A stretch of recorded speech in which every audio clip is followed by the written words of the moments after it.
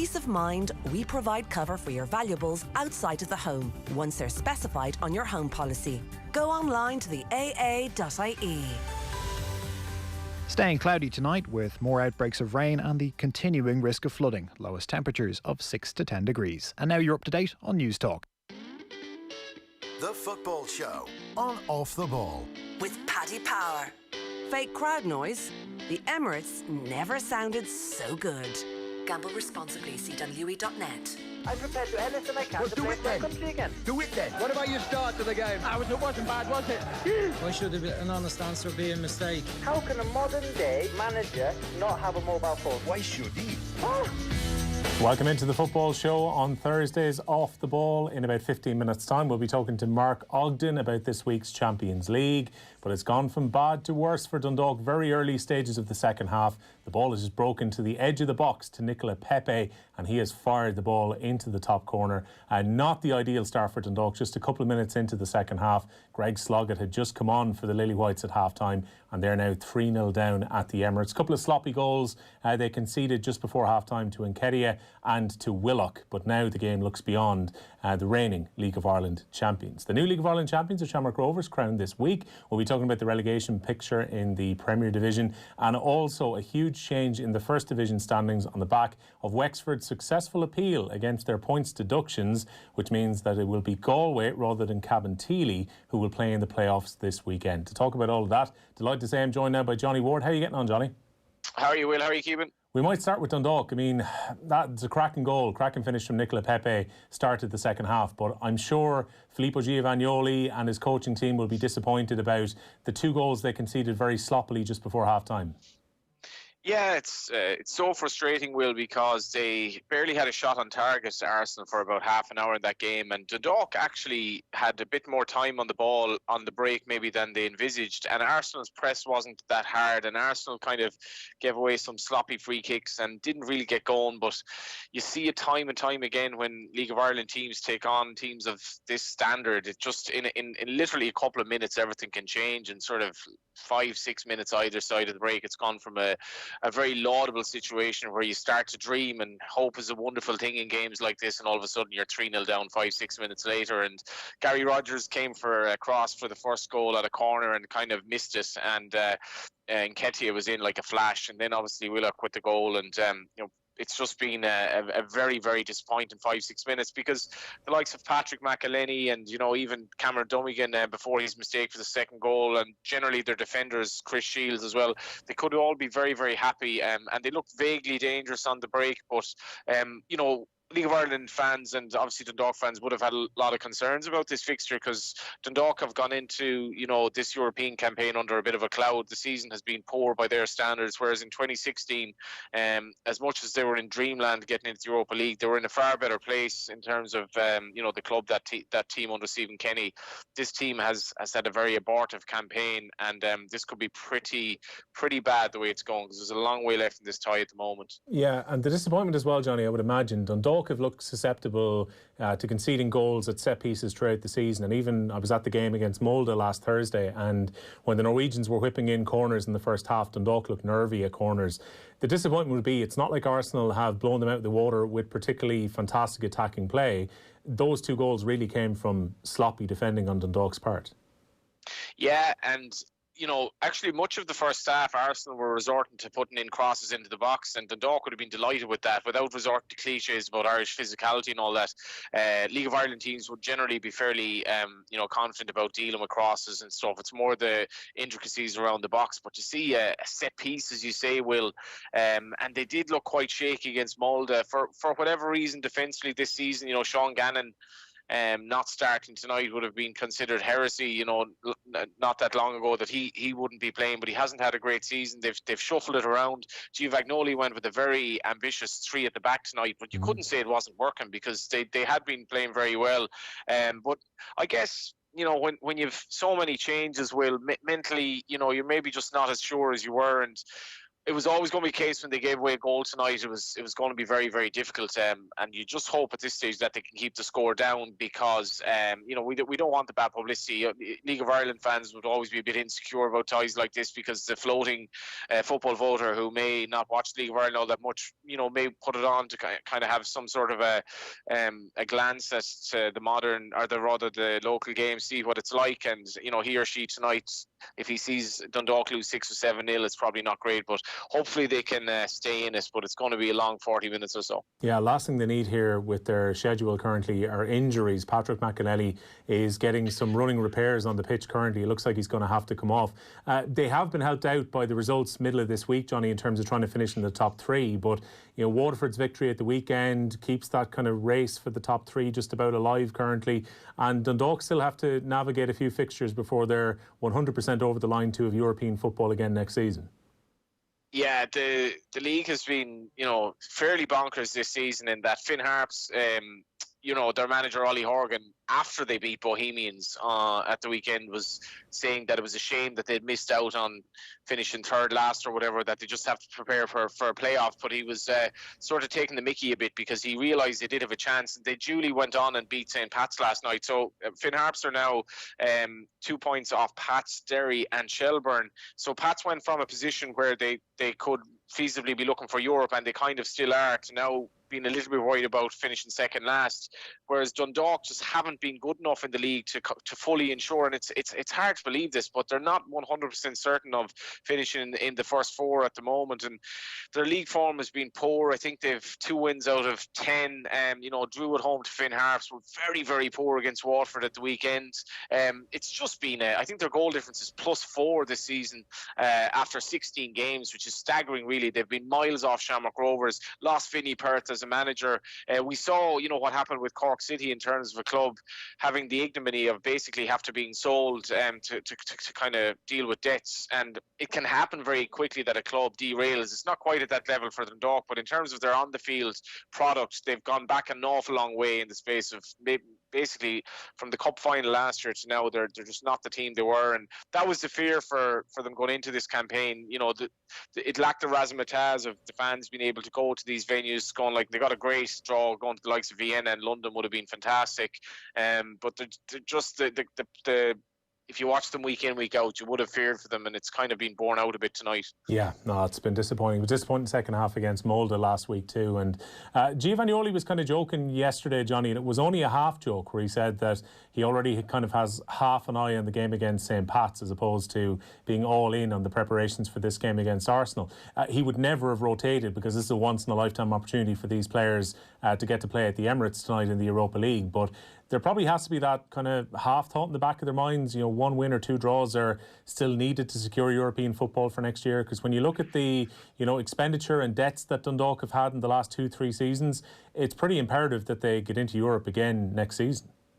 Absolutely. Well, like Arsenal we'll say 10-1 on tonight. So the prospect of Arsenal not winning this game, there was roughly 90% chance they're going to win this game. So realistically, Dundalk's biggest game this week is definitely against Pats. They know that Pats are a team that are chasing them for that maybe 4th spot or whatever it is. And realistically, tonight was about when they didn't, get a result against Molde. If they'd beaten Molde and they were 1-0 up, and bear in mind in 2016 they were very close to top of the group at halfway. If they'd beaten Molde, it would give them some sort of hope in this group of maybe nicking another point or 2 and possibly finishing second. When they lost at home to Molde, that was the end of that really. This was just about kind of performing well and enjoying the experience. So tonight the best they could do was maybe get a point, and even that I think that's worth a fair few quid to them, but it was very unrealistic. If Dundalk don't get into Europe next season, it's going to be a big stain on the club, because they were expected at very worst to finish second this season. Most people would have predicted Rovers or Dundalk winning the league, and they've just been poor. This was before Giovannioli came in. He's made some changes in terms of shuffling the pack that hasn't really worked. They couldn't beat Finn Harps at home, and they lost away to Waterford. Couldn't beat Bows at home. These are all in the last 4 games. The other one was one. They did get 1 win, all right, but he's taken risks in terms of squad rotation. And in fairness, they have had a hectic schedule. But if they don't get into Europe next season, it would be quite bad financially. Against that, the fact that they've secured European football this year has more or less offset the considerable losses of this year than last year. And to give the club its due as well, it has been paying its players throughout this crisis that we've had globally. Yeah, and look, if they were to get a draw maybe against Rapid Vienna or away from home against Molde, it becomes even more financially lucrative, where they could potentially pick up a couple of €100,000. Johnny, when it comes to the champions, I felt a little bit for Shamrock Rovers this week. You know, they knew that the title was on the way after the Bohemians result last weekend, and they should have had the chance to go and pick up the trophy against Derry, but then the COVID-19 situation meant that that game was off yesterday evening. It doesn't take any kind of shine off it, and I think I saw on Twitter you were saying that this is one of the best League of Ireland champions that we've seen in the Shamrock Rovers side. Yeah, I mean, some people would disagree with that, in fairness to Rovers, they've won the league after 14 games. I mean, are you going to judge a team in the base of 14 games? And, you know, as Dan McDonald, my colleague, would say, it's imperative to be a great team, or to be in the list of the great teams, that you back it up.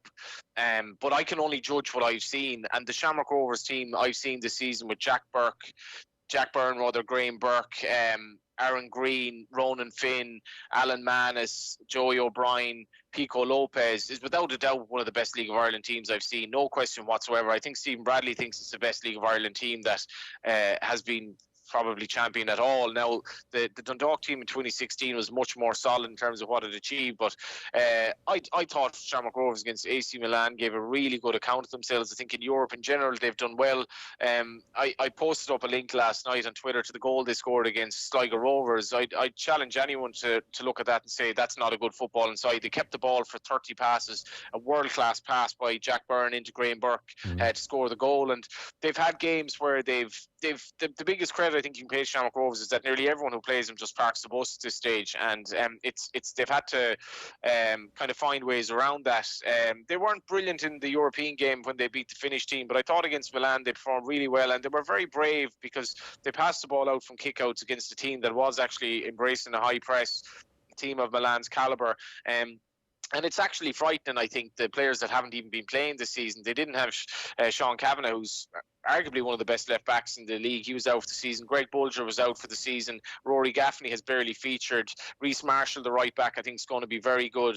They rotated their centre backs a little bit, and you know, the likes of Brandon Kavanagh, who was described to me by a very good League of Ireland player as the best prospect he'd seen in the League of Ireland when he came on for Shamrock Rovers on his debut. He played for the second team for Shamrock Rovers primarily this season in Division 1. That's how difficult it is for players to get in, and the brand of football they're playing with this kind of box of four sort of central midfielders and a lot of emphasis on the wing backs getting forward.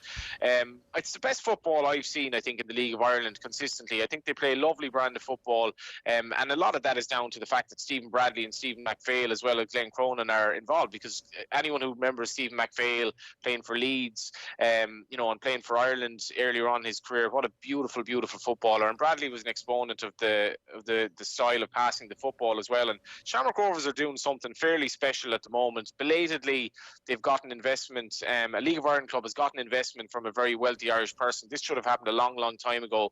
Dermot Desmond has bought into the club. They're, you know, a 14-year-old made his debut for the second team recently against that loan.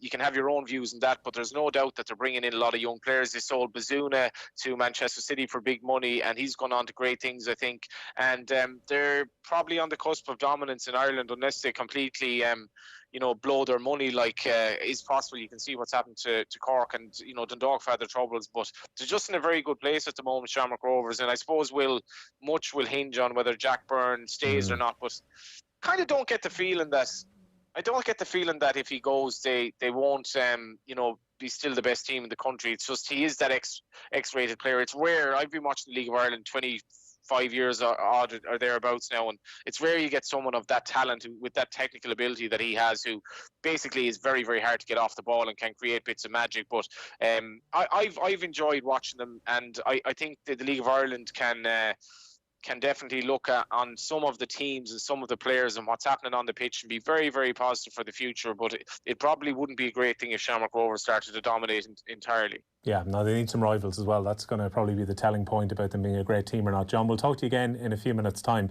Plenty more to chat about, including Johnny's beloved Galway getting into the playoffs. We got to get that in anyway. We will. We'll talk about that.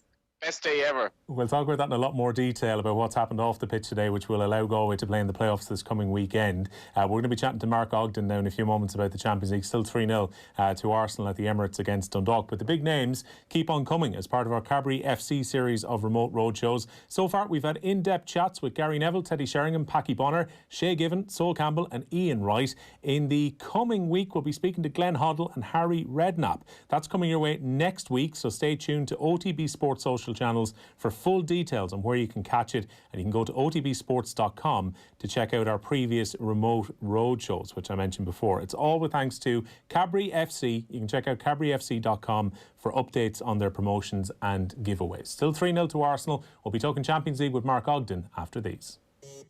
Football on Off the Ball. With Paddy Power. New normal, same old football. Paddy Power. Gamble responsibly. Gamblingcare.ie.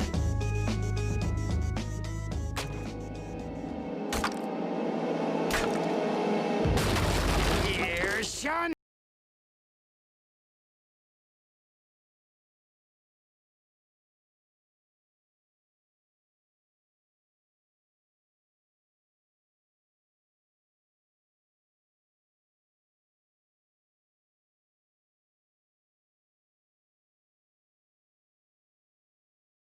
If you dress up, you donate.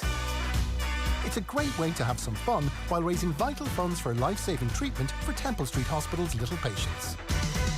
Join us by dressing up this Friday and find out how to donate at newstalk.com/donate.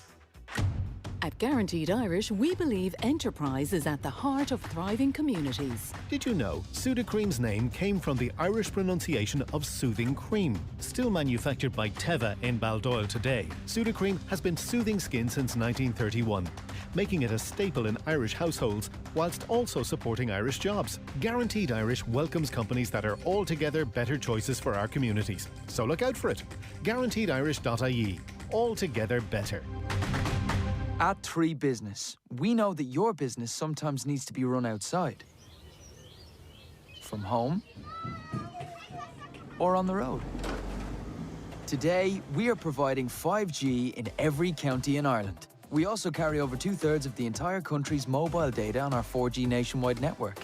So if you're a business owner, farmer, or a tradesperson, rest assured that we have you covered everywhere. Visit 3.ie/business for more. Tomorrow. Show me the one whose safety deemed such destruction. The phenomenon returns to Disney+. You must reunite it with its own kind. Stream the new season of The Mandalorian. Where? This you must determine. The award-winning saga continues. You know this is no place for a child. Wherever I go, he goes. So I've heard. The Mandalorian. New season streaming tomorrow, only on Disney+. 18+ subscription required, T's and C's apply.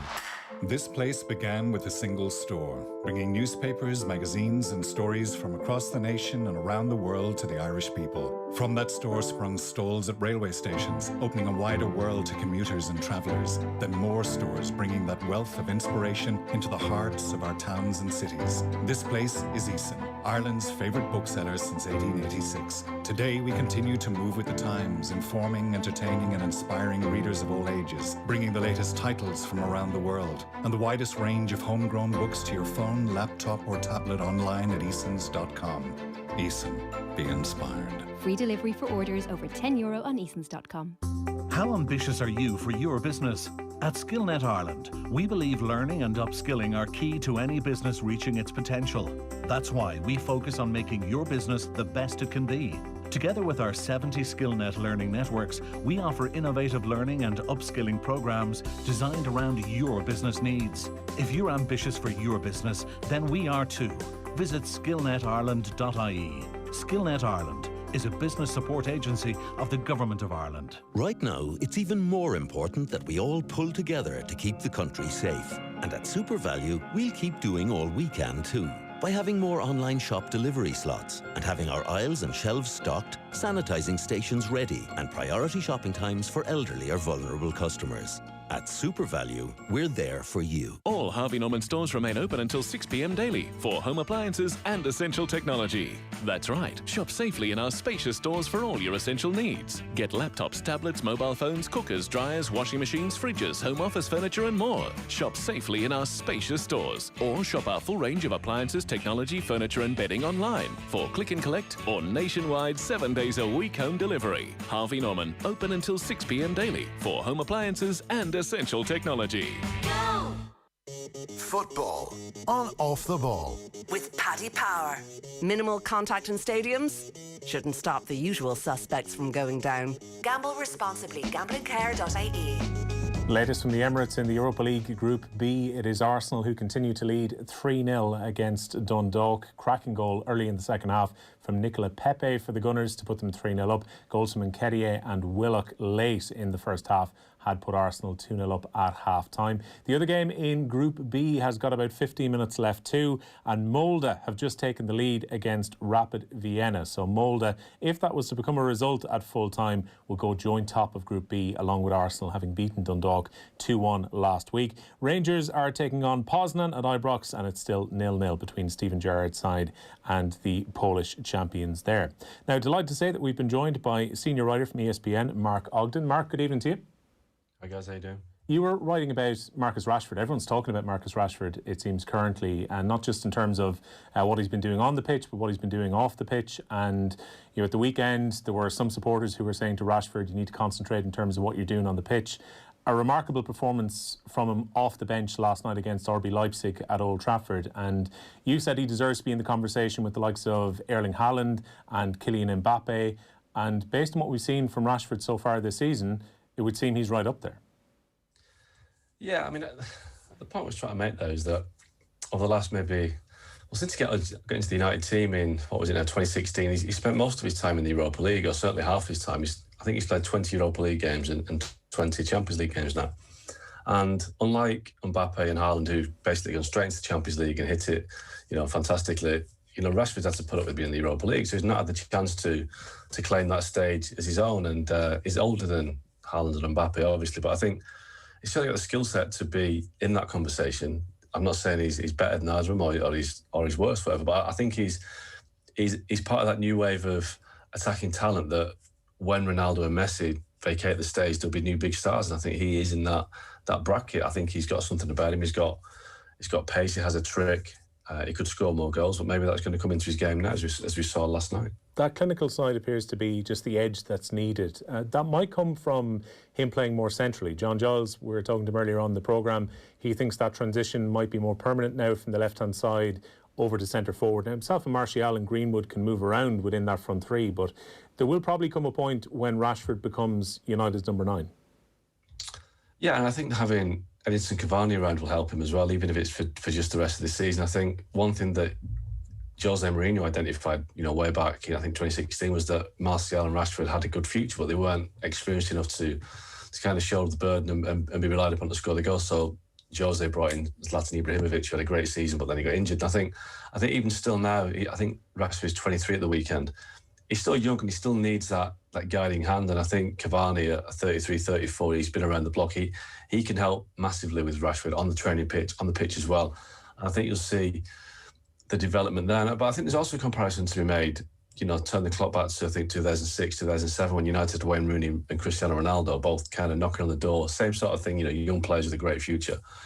And at that point, United were at the stage where they didn't know if they were ever going to catch Chelsea again and become the great power again. And they obviously did when Ronaldo and Rooney became big stars. And I think United now they're on the cusp of that again with Rashford and maybe Mason Greenwood. But the club themselves have to do the right thing by those two and other young players by making sure they have the rest of the quality around them to take United to the next level. And I'm not quite sure they're there yet, whether they've got the right manager or the right players. But Rashford and Greenwood will be stars for the next 10 years. United have to do their best to keep them there. Watching the game last night, something that kind of crossed my mind was United have looked a lot more composed in Europe this season. This was a very difficult group when it was drawn. Two teams who got to the last four of the Champions League. You would think that it was going to be a battle to get out of this group with PSG and RB Leipzig around. But United has put in two really good back-to-back performances in Europe, which has been in contrast with some of the patchy form they've shown so far in the Premier League.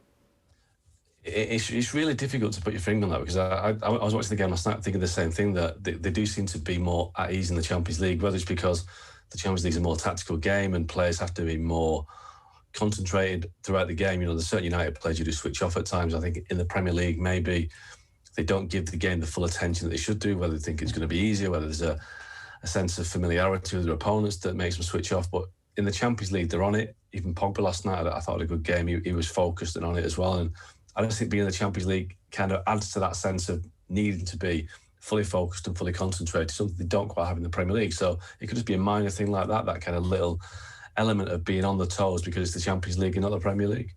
Donny van de Beek has played very little in the Premier League, less than an hour combined time so far. He had to watch from the sidelines at Old Trafford at the weekend with the scoreless draw against Chelsea. Ole Gunnar Solskjaer has been fairly forceful in saying, look, this is a player I'm going to bet in, this is a player I'm going to use over time. How do you find this kind of fitting in period that he's going through at the moment? Because there's been lots of external noise, whether it's Marco van Basten and guys saying that, de Beek should be a first choice player for Manchester United. What have you made of this kind of transition into the squad that he's made so far? Well, I was told that he wasn't a Solskjaer target in the summer, so that kind of explains why Solskjaer's been so reluctant to start him in games. If he wasn't one of these targets and he was a player that was signed by the club's scouts, obviously Solskjaer would have signed it off, but he wasn't one of the players that he had on his list at the start. So that makes you realise that there are maybe one or two doubts about Van de Beek's qualities. I mean, I've seen a bit of Van de Beek. I think he's a decent player. I think he will add something to United, but I guess Solskjaer has to find a way to accommodate him in a team that has Bruno Fernandes, Paul Pogba, Rashford, Martial. In the attacking areas, does he get in? There's a danger that he becomes another, Ander Herrera, a guy that, plugs the gaps here and there. But I do think he's better than that Van de Beek. And I do find it confusing that Solskjaer hasn't given him more game time, because he does offer something that neither Fernandes nor Pogba have. And I think that's that defensive discipline. I think he can complement playing with those players. But it's a strange one. They paid a lot of money for him, and obviously it was a deal that was done fairly quickly. So he suggests it had a lot of work in the pipeline. So it just suggests that Solskjaer's not yet convinced by his qualities. They'll play a lot of games, so no doubt there's going to be rotation, but there's no real way to work Fernandes, Pogba and Van de Beek into the one team. Realistically, they're going to need Fred or Matic sitting behind them. Otherwise, United run the risk of being entirely overrun in midfield by decent teams. Yeah, absolutely. I think Scott McTominay came on last night, and he looks like he's got promise. I think McTominay and Matic, if you could put the two players together, you'd have the perfect defensive midfielder, a guy with experience and nous, but his legs are going a bit in Matic. And McTominay's got all the legs in the world, all the energy, but does need to rein it in a little bit at times. But there's a balance to be struck there. Solskjaer played a diamond last night, but I do think that he's got options in midfield, and if he picks the right blend, there are good options. But I don't think he's found that blend yet, because it's difficult to accommodate all those players. Certainly you can't play Van de Beek, Fernandes and Pogba together. If you do, who plays in terms of Matic or McTominay or Fred? It's difficult, but at least United now have options. For too long in recent seasons, they've not had the good options good enough to have that dilemma. So they have a chance now to build a decent midfield with the players they've got. Sticking with Manchester and the blue half of Manchester, I know you were writing about City's very indifferent start to the season in the Premier League. Pep Guardiola's never gone into a fifth season with a club before. At Barcelona, he bailed out after 4 seasons. He was gone at that point with Bayern Munich, and he had a sabbatical either side of that and then went into Man City. This is the longest run he's ever had as a manager. Is there that feeling that maybe it's starting to sour a bit for City going into this fifth season under Guardiola, bearing in mind that there's no certainty over his contract beyond this summer? Yeah, there are a lot of question marks over Guardiola. I did a piece of the Sports Psychologist before the start of the season about Pep, because you're right, it's the first time he's going into a fifth season. It's the first time he's having to rebuild. He's having to, start again, which he's never done. He's never done anyway. He's basically built a great team or inherited a great team, and then when that team needs re-energising or rebuilding, he's moved on. He's got that task at City, and all of a sudden he's finding that they haven't replaced Vincent Kompany sufficiently. They haven't replaced David Silva. They haven't found a replacement long-term for Fernandinho. Sergio Aguero, the same problem. He's there getting injured all the time.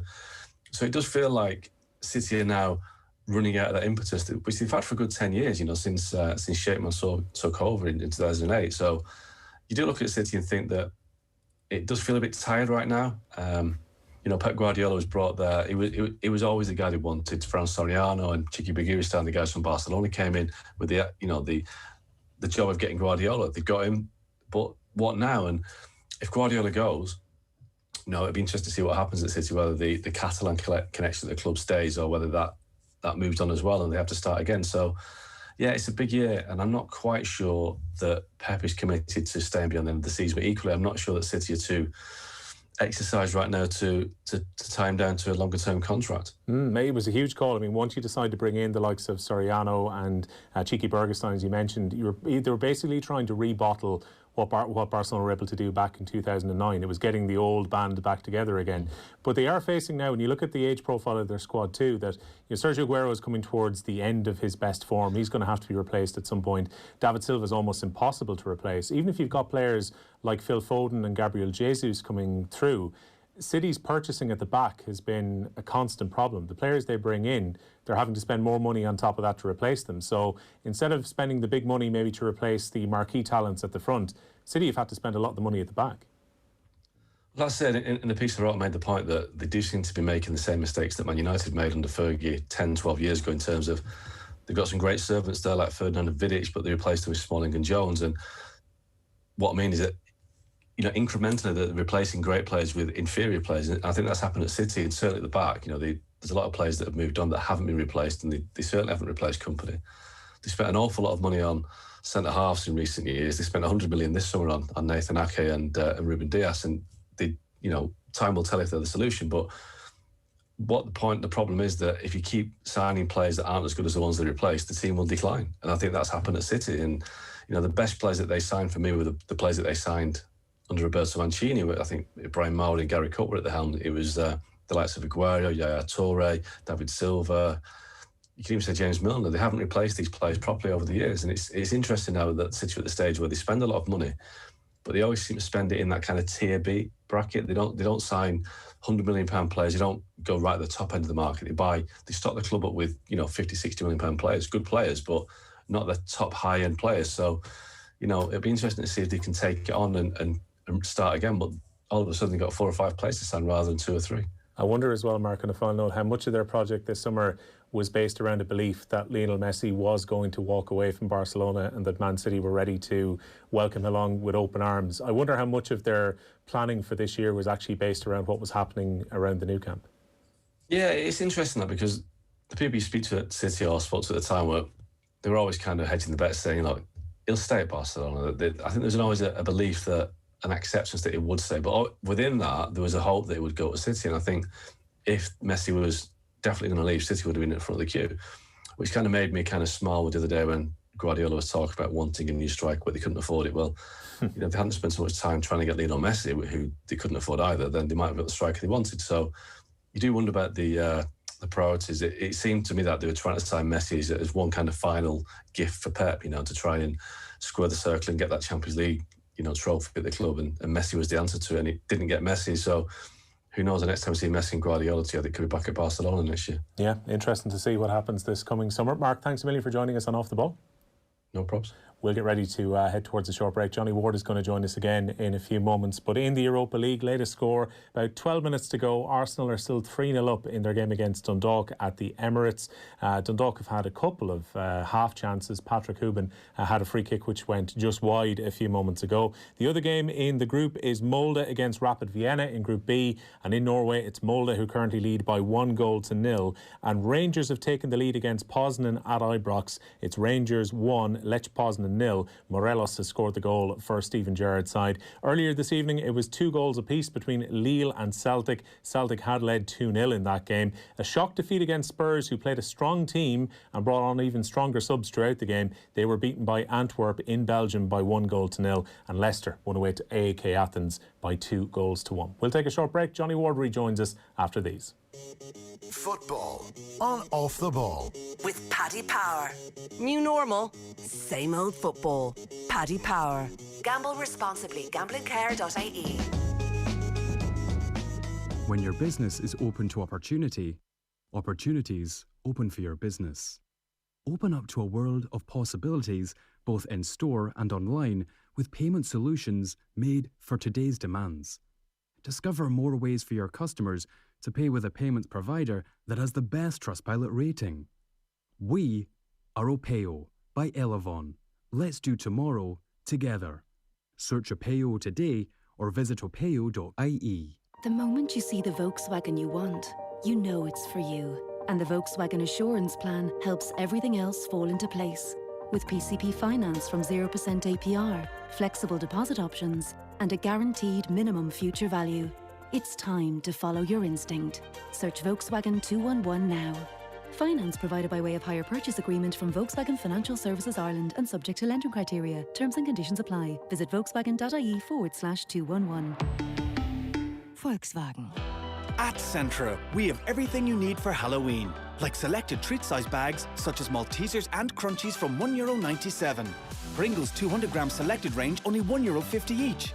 And until Sunday, Rockshore 20-bottle box only €19.68. Centra. Live every day. Enjoy, call sensibly. This October, watch the big games every weekend with Sky Sports and Sports Extra half price.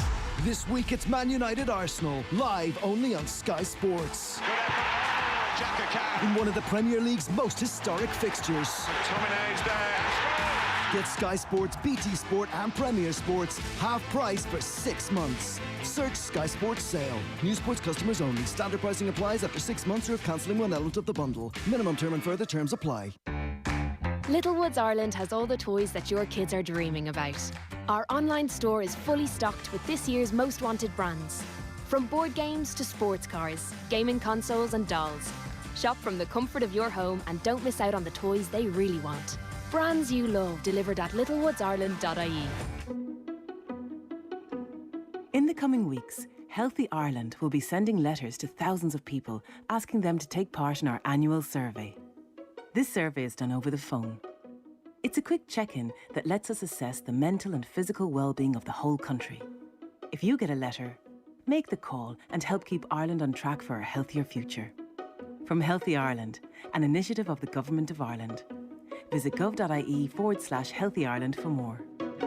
All Harvey Norman stores remain open until 6 p.m. daily for home appliances and essential technology. That's right, shop safely in our spacious stores for all your essential needs. Get laptops, tablets, mobile phones, cookers, dryers, washing machines, fridges, home office furniture and more. Shop safely in our spacious stores or shop our full range of appliances, technology, furniture and bedding online for click and collect or nationwide 7 days a week home delivery. Harvey Norman, open until 6 p.m. daily for home appliances and essential technology. Go! Football on Off the Ball. With Paddy Power. Minimal contact in stadiums shouldn't stop the usual suspects from going down. Gamble responsibly. Gamblingcare.ie. Welcome back into the football show on Thursdays Off the Ball. Will O'Callaghan sitting in for Nathan Murphy this evening. In the Europa League, it is now ticking into the last 10 minutes of all of this evening's games. Arsenal, who we will have live again on Sunday on Off the Ball, their game against Manchester United. Arsenal lead against Dundalk by 3-0. Molde are still 1-0 up also in Dundalk's Group B at home to Rapid Vienna. And Rangers lead against Lech Poznan by 1-0. Johnny, in terms of what's been playing out in the Emirates in front of us here, it hasn't got any worse for Dundalk, and I would imagine right now they'd love to finish off this game with no further injuries and they'd probably happily take 3-0. Yeah, they're sort of half threatening to look for a goal. Arsenal have dropped their intensity, which is understandable. They've brought in Tierney and Willian, and they have that big game, as you mentioned, coming up. Will Dundalk have just settled back into kind of a defensive system. They brought in players themselves, as we mentioned. They've that massive game against Pats coming up, but 3-0 wouldn't be too bad. I think they will have regrets. Like, they were so close going in at half-time 0-0, and you never know. It wasn't a massively one-sided first half. As much as Arsenal were dominant, like, they didn't create that many chances, and that'll be the regret from Dundalk's perspective. But they move on now, and that game against St. Patrick's is going to be massive for both clubs on Sunday. Yeah, I was just thinking, Filippo Giovagnoli was saying in his press conference yesterday that, the result wasn't all that was important in terms of this game against Arsenal. It was a lightweight against a heavyweight, as he called it himself, but he wanted the players to go out and enjoy and express themselves at the Emirates. And I thought really for the first half hour, John, maybe even a bit longer than that, they passed the ball around really well at the back. They were confident in possession, and it looked like they were actually having a bit of fun out there during that period. You can imagine, it's when I played football for Shivan Rovers, if we played Roscommon Town, it was a big deal. And then if we played Merview and we got to play the teams in Galway, it was a massive deal. And it was like you were starstruck almost. So you can imagine Dundalk taking on Arsenal and playing at a stadium like this, even with no one there. And, you know, they did get experience of this in 2016, but this was the glamour tie. And if you can't enjoy that, you know, you shouldn't be playing. But it wasn't just that. They grew in confidence. The likes of Patrick McElhenney technically would be well up to this level. You know, he was passing the ball around well, and as you say, at the back they were doing things that they would do in the League of Ireland. They were just being very positive and trying to play as best they could in terms of their normal game plan. But I guess it's inevitable in games like this that you will cough up chances eventually, and just those 2 killer goals and then like 3 goals so close to the interval. You know, it could have gotten interesting in the second half. I was thinking about the Spurs Shamrock Rovers game in Mick O'Neill's reign when Spurs went 1-0 down, and I think after an hour Rovers were 1-0 up in White Hart Lane, and strange things can happen. And you know, if they just held on for a little bit longer, it could have been interesting. But they struggle a bit in terms of Patrick Hoban in Europe, because he wouldn't have the pace, we'll say, to get up and down the pitch that much. He's not the outlet maybe that you know is needed in Europe, so that's been difficult for them, and he's had to drop really deep. He's trying to get on the ball there again now, and that's just an inevitable product, I suppose, of playing against a team that is just vastly superior to you. Yeah, I mean, even against Molde last week, Hoban found himself kind of isolated at different times. And first half, particularly, Duffy and Mountney got up in great support. Mountney particularly put in a few really good crosses, but you could see that Pat was getting a little bit frustrated that, you know, oftentimes he was there for a kind of a flick on or a knock down, and the team just weren't able to get up quickly enough to support him. It's very difficult when, you know, you're trying to occupy 2 centre backs and also hold up the ball and to try and provide a goal threat at the same time. He was nearly having to play as a 10 and a 9 at the same time. Yeah, absolutely. And, you know, they haven't, you know, Sean Murray's kind of become the number 10, but they haven't had a really set fixed team. You know, their midfield has changed an awful lot even since Vinnie Pert took over at the start of last season, and that's been maybe a little bit of a problem for Hoban. I think in terms of, if you go, we shouldn't always reference 2016, but back on that European run they had Macmillan and Kilduff, who Macmillan had an unbelievable run in Europe, and even Kilduff scored 2 goals in the group stages, basically that got them 4 points early on, and they would provide an outlet that Hoban wouldn't really have the athleticism or the legs for that, and that has been a problem for them in Europe. It just hasn't been as easy for them to stretch teams, and you know, that's something that Shamrock Rovers have. They've Aaron Green with a lot of pace, and pace is so important at this level. When you need to, when your defenders or your midfielders, you need that outball, something to kind of provide a little bit of relief. It's not there really for Dundalk, and I think that's something that they brought in Macmillan with the view to that. You know, this season Macmillan hasn't been the player that he was, at least yet anyway,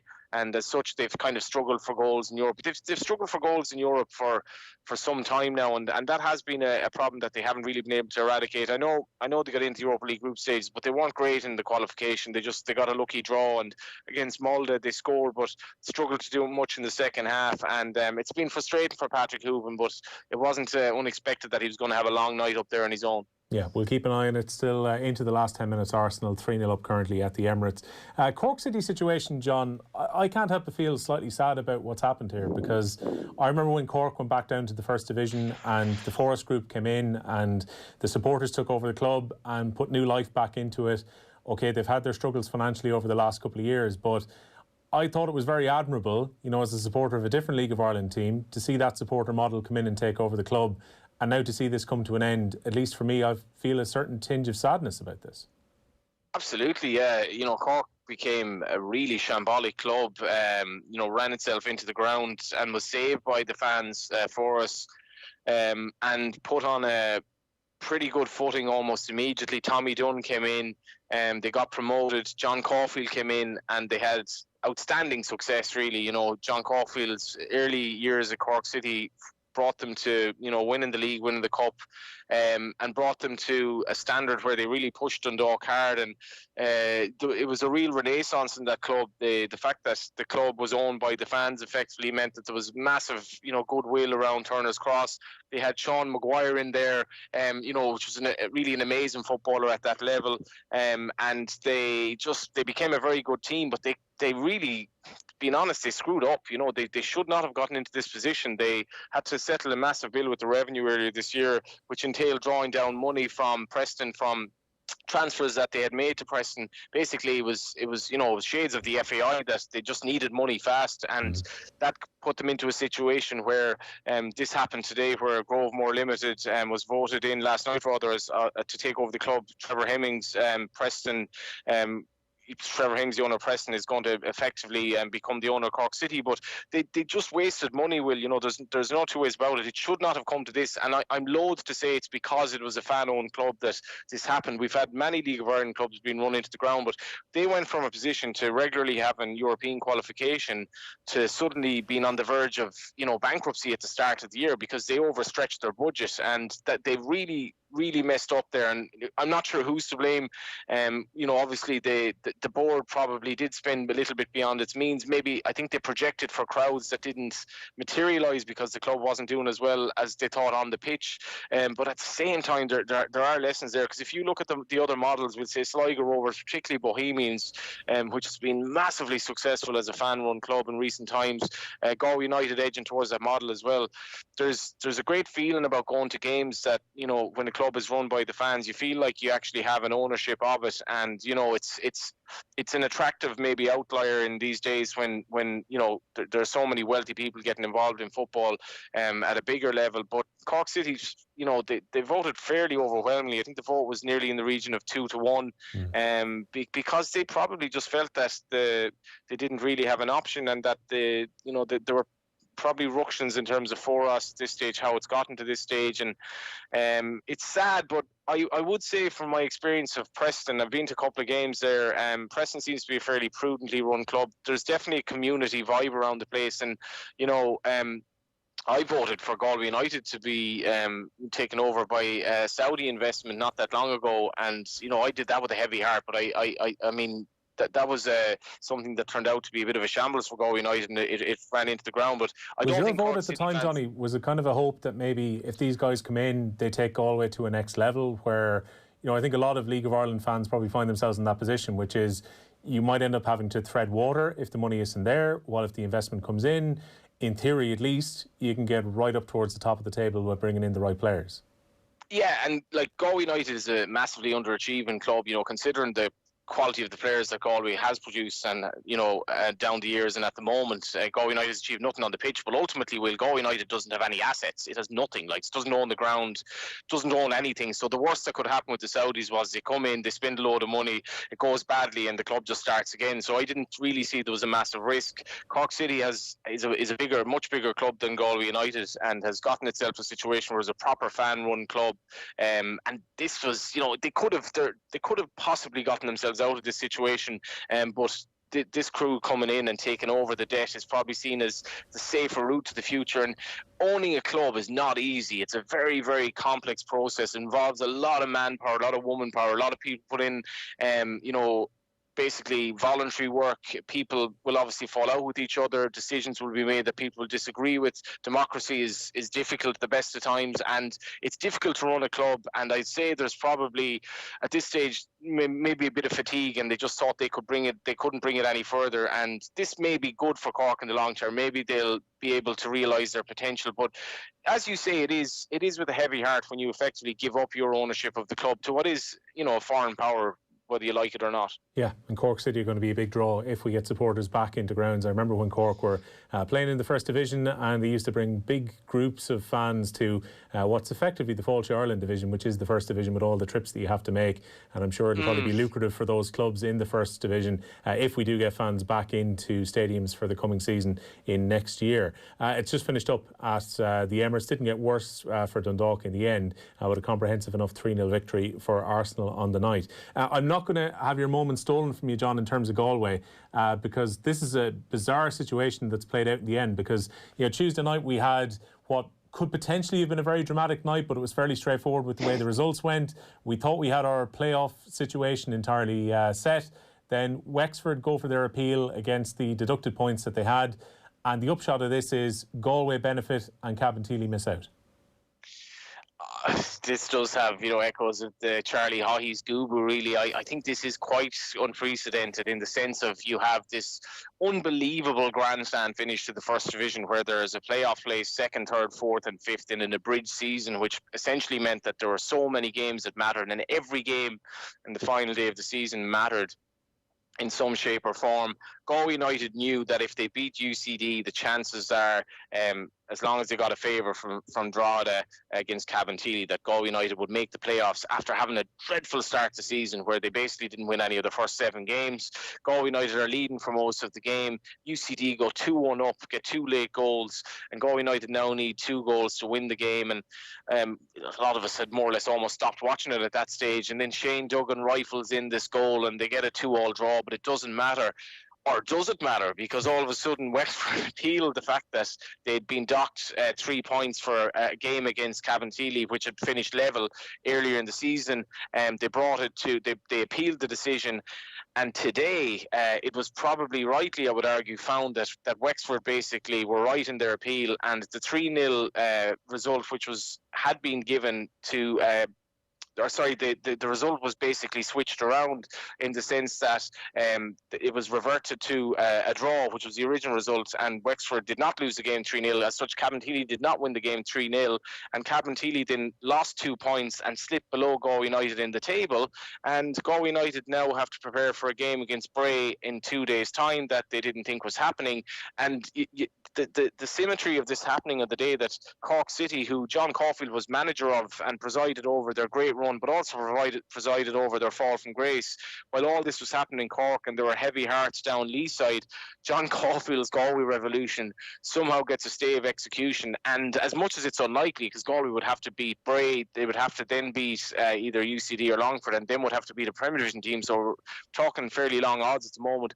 But where there's life, there's hope, and Cabinteely will be pretty gutted. But I think at the same time, effectively what happened on the pitch decided that Galway United were better than Cabinteely this season, and in a way I think that's fair enough. But in Galway, you can just imagine the reaction today. Well, it's been astonishment, because Galway have gone on an unbelievable run under Caulfield, and it looked like it wasn't quite enough, but as it turns out, it actually was. And ironically, they actually played Bray last week in Carlisle grounds. It beat them, and they're going back there again on Saturday, and they'll fancy their chance, and the dream is still alive. Yeah, without wanting to make it sound like a Harry Redknapp narrative here, Galway were third from bottom when John Caulfield came in, and now by hook or by crook and by the legal sense of things with Wexford today, he's got them into the playoffs. I would imagine as well, Johnny, as much as I would have sympathy for Cabinteely with the nature of what's happened today, they will have to feel that they let promotion slip, because Cabinteely were in a really good position at different points of the season and they didn't finish the season strongly enough.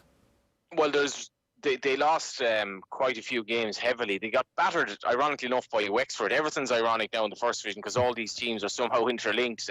But the Alanis Morissette irony of the situation was also that I was at the last Galway United game I was at was against Cabinteely in Stradbrook. It was a tight game at 0-0, and Galway United get their left back sent off. So Cabinteely have this massive chance of basically winning the game. 11v10, it's like the Alamo, Galway United defending for their lives. And literally the last kick of the game, Galway United get this incredibly unlikely winner, 10 men v 11. So Cabinteely lost a point, Galway gained 2 points, when really they probably should have lost the game that night against 10 men. And that result effectively did it for Cabinteely. But to be honest, and this point has been made, Cabinteely's chance of getting promoted was extremely remote. Their form was poor. They'd have had to win 3 games. Very, very hard to fancy. And I think there would have been maybe some reflection at the club today. Listen, the way we've been playing over the last sort of 7 or 8 games, we probably didn't quite deserve it. And in any event, they were only getting there in a technicality. They didn't deserve to get awarded the 3-0 win. Wexford were vindicated in their decision. And it's Johnny, just... I hate to cut you off. We'll leave it at that because I'm going to run towards the news. Thanks a million for joining us tonight. Thank you, Will. Don't forget, guys, OTBAM will be back in the morning, of course. We want to give you the winner of the Lions jersey too. This was a really easy one, probably the easiest one that Enda has picked out all week. The mystery voice was Ronan O'Gara. So congratulations to Brendan Cannan, who's the winner of the new Lions jersey. Friday's OTBM, which is coming up on your OTB channels from 7:30 in the morning. It is Ireland's only sports breakfast show, and the best place to watch is on YouTube. The best place to listen is on the OTB Sports app. Coming up tomorrow, Dundalk coach Shane Keegan looking back on that 3-0 defeat against Arsenal. Kieran Donaghy looking forward to the weekend's Gaelic football. Alan Quinlan to preview the rugby. We've also got Irish surfer Conor Maguire, and we'll be bringing you a live shave down for Movember. That's Friday's OTB AM, which is live from 7:30. Thanks for you for listening to us on OTB tonight. Richie is in for Tom Dunn next. Good night. Give him a ball and he out of grass. He'll give you a move for the perfect pass. Give him a ball and he out of space. He'll give you a move with good